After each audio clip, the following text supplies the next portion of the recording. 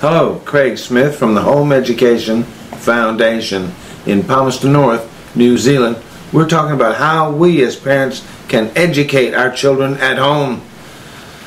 And a question that sometimes comes up is, hey, how can I teach my children how to think? Well, that's a good question. One way, of course, is to be a thinker yourself and to generate conversations and discussions that engage a person's imagination and engages a person in conversation and help him to think. The best way to do that, we've found, is simply to have a regular time around the table of family discussion. Now we do this by having family devotions, and we have family devotions around our table probably 3 times a day, after breakfast, after lunch, and after dinner. Very simple thing to do, very simple format. You know, you sit down for the meal. I mean, virtually everybody's there. They're not going to miss out on the food. So you give thanks for the food. That's great. Then you hoe in, eat it up. When you're finished, Dad can pull the Bible out and just read a chapter from where he left off the last time. Just read the next chapter. And I might add a bit of commentary in there if I feel led to add commentary. And often a commentary on the scripture. Often the scripture itself will raise all sorts of issues, every manner of issue you'd ever want to see, and sometimes you wouldn't want to see. Anyway, it's raised as you're reading systematically through the scripture, and as your commentary on it, that'll often bring discussion, family discussion, and that helps engage people on issues. Think about it. And certainly around our table, usually sparked by the scripture reading and the commentary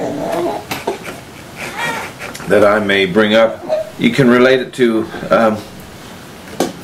current events. And so you're thinking about current events, how they relate to history, how they relate to biblical principles, and of course the all important issue of, okay, what am I going to do about it? How does this issue going to affect my life, and what am I going to do about it? What am I called to do as a result?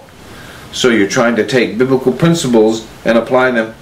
What is my responsibility in this situation? In this current event situation, do I have a pressing responsibility to act in a certain way? And so you can think about it, talk about it, and it helps your children to think. And they start to see the connections among the events that are going on in their lives at any particular time.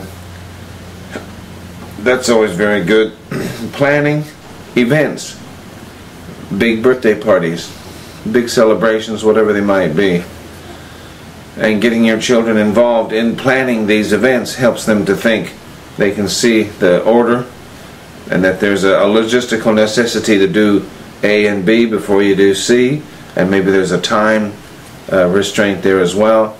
And having the children involved, and especially if they're looking forward to a party and lots of food, they get involved and they think, all right, their minds get engaged. It's really quite a lot of fun, and you'll discover that you have some children who are very talented at thinking through carefully, at logistical issues, at putting things in a proper order.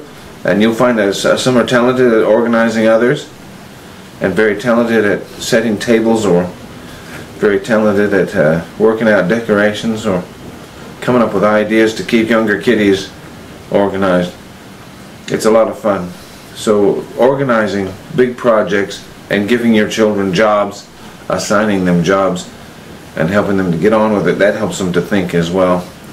It's all very good. But certainly the discussions around the family table, don't ever pass those by. They're really good for engaging in conversation, and that helps get the mind turning over and looking at current events and looking at your current situation, and what therefore is my responsibility in this situation. What do I need to be doing, and how then can I go about doing it? Lots of things to do there. So that's great. Thank you.